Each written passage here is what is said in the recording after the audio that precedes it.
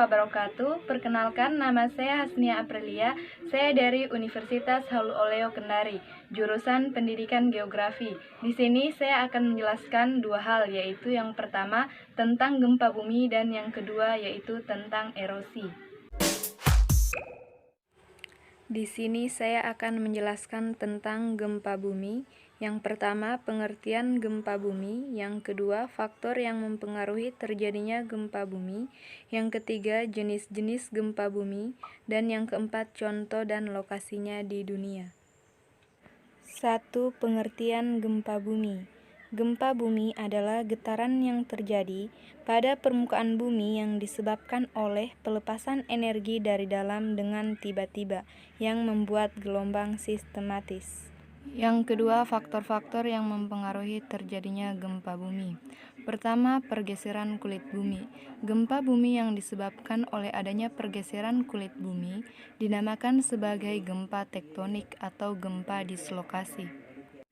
Kedua, aktivitas gunung berapi atau vulkanisme.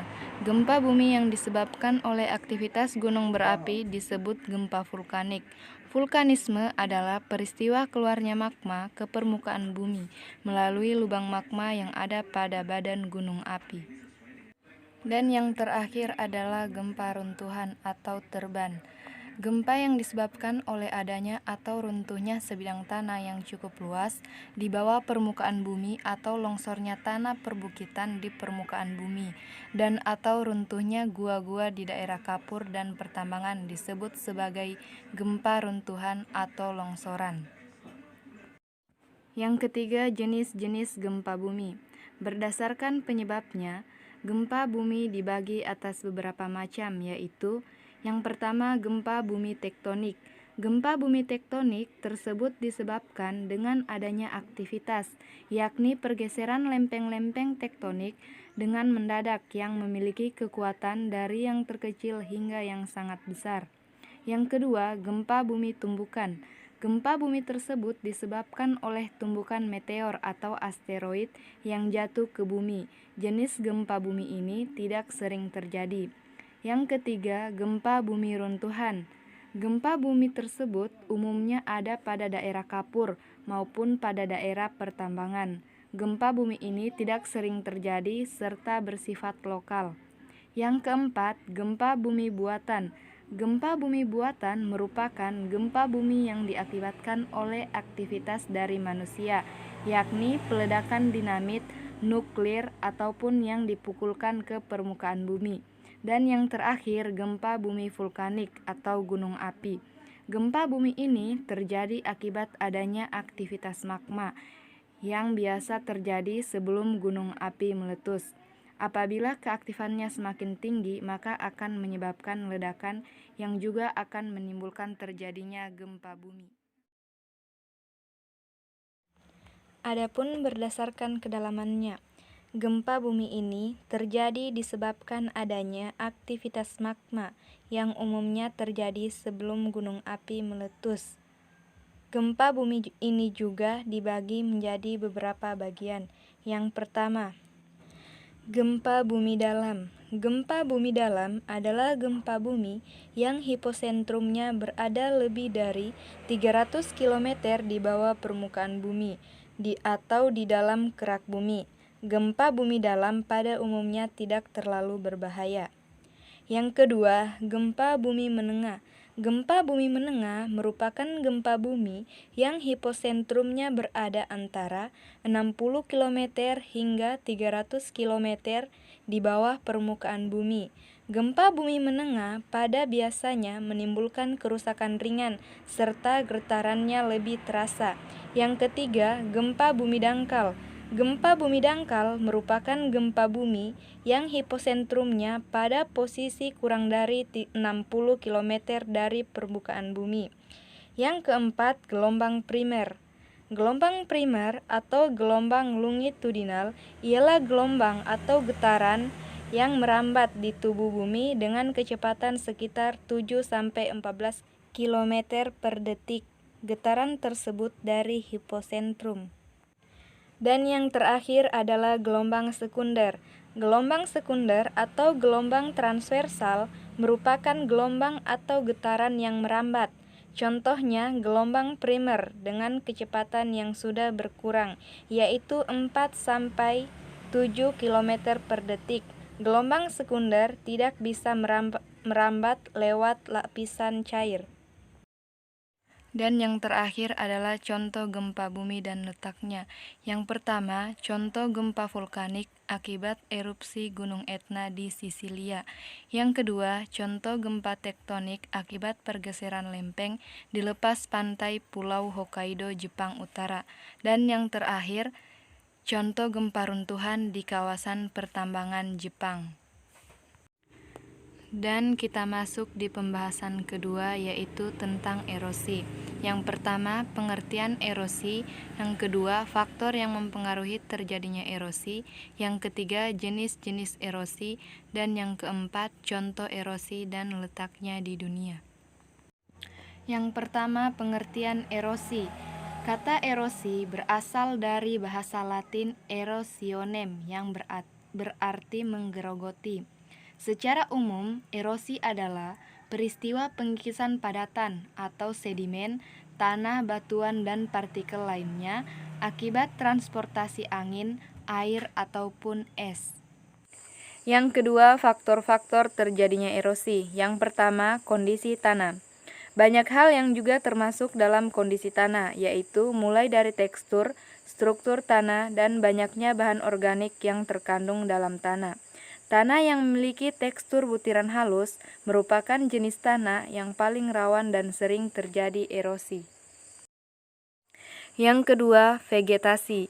Vegetasi juga merupakan salah satu faktor penyebab terjadinya erosi. Pengertian vegetasi yaitu tumbuhan atau pepohonan yang menutupi area tanah pada suatu daerah tertentu.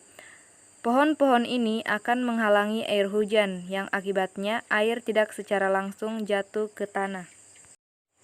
Yang ketiga yaitu air. Air merupakan bagian utama dari salah satu faktor penyebab erosi. Sebagai contoh, air sungai merupakan aliran air yang diketahui bergerak dalam jumlah yang sangat banyak.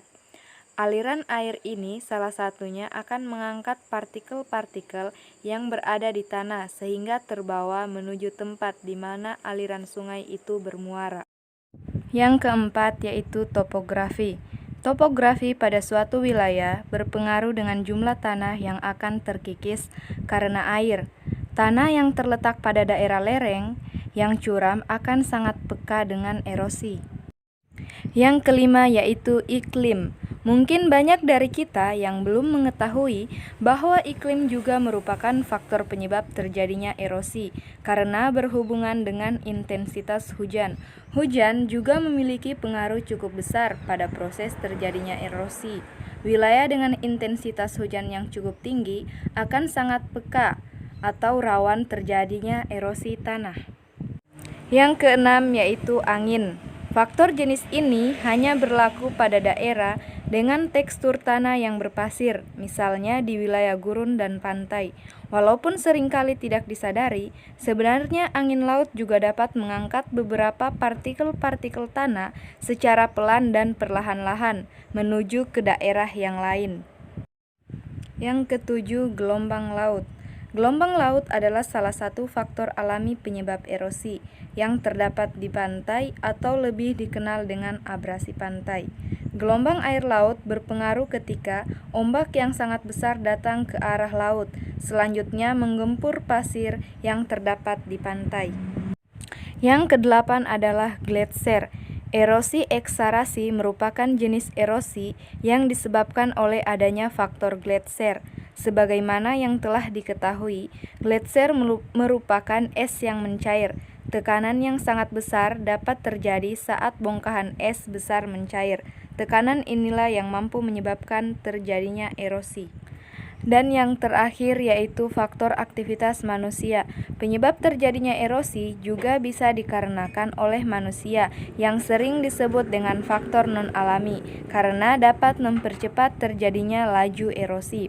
Tetapi tidak semua aktivitas manusia dapat mempercepat laju erosi. Hanya ada beberapa kegiatan, yaitu yang pertama kegiatan pertambangan. serta eksploitasi hutan secara berlebihan. Yang ketiga, jenis-jenis erosi. Yang pertama, erosi oleh air. Erosi ini dapat dibagi menjadi dalam beberapa bentuk. Yang pertama, splash erosion, erosi oleh butiran air hujan yang jatuh ke tanah. Yang kedua, sheet erosion, yaitu erosi oleh air yang jatuh dan mengalir di permukaan tanah secara merata, sehingga partikel-partikel tanah yang hilang merata di permukaan tanah. Yang ketiga, rill erosion, erosi oleh air yang mengalir di permukaan tanah dan membentuk alur-alur kecil dengan kedalaman beberapa sentimeter. Yang keempat, gull erosion, erosi oleh air yang mengalir di permukaan tanah yang miring atau di lereng perbukitan. Selanjutnya, valley erosion, yaitu erosi oleh air yang mengalir di daerah perbukitan yang membentuk lembah-lembah. Dan juga ada stream erosion, yaitu erosi oleh air dalam bentuk aliran sungai. Yang kedua, erosi oleh gelombang. Erosi terjadi oleh gelombang laut yang memukul ke pantai. Erosi ini dibedakan menjadi erosi oleh pukulan gelombang yang memukul ke tebing pantai dan abrasi atau korasi, erosi oleh material yang diangkut oleh gelombang ketika gelombang memukul ke tebing pantai. Yang ketiga, erosi oleh angin. Erosi ini terjadi oleh angin yang bertiup. Erosi ini terjadi di daerah yang tidak bervegetasi. Erosi ini dapat dibedakan menjadi dua, yaitu yang pertama, deflasi dan abrasi. Yang keempat, erosi oleh es. Erosi ini terjadi oleh gerakan massa es dalam bentuk gletser. Yang kelima, erosi karena gravitasi. Batuan atau sedimen yang bergerak terhadap kemiringannya merupakan proses erosi yang disebabkan oleh gaya berat massa. Dan yang terakhir, erosi oleh organisme. Erosi ini terjadi karena aktivitas organisme yang melakukan pemboran, penggerusan atau penghancuran terhadap batuan. Dan yang terakhir yaitu contoh erosi dan letaknya di dunia. Berikut adalah beberapa contohnya. Remember when I told you no matter where I go, I'll never leave your side, you will never be alone. Even when we go through changes, even when we're old, remember that I told you I'll find my way back home. Itulah tadi penjelasan yang dapat saya sampaikan, kurang lebihnya mohon dimaafkan, dan saya akhiri dengan ucapan wassalamualaikum warahmatullahi wabarakatuh.